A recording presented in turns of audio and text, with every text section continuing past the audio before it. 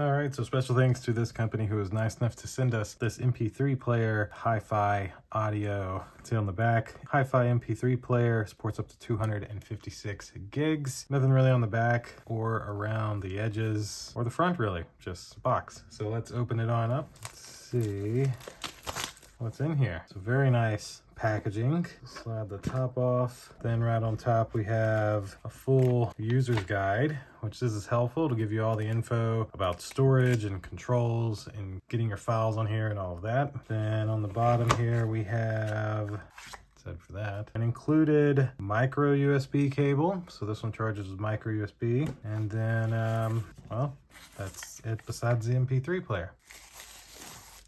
Here is the actual MP3 player itself. You can see on the bottom the jacks to put in your headphones. On the side over here is your USB as well as a micro SD card, which I'm curious.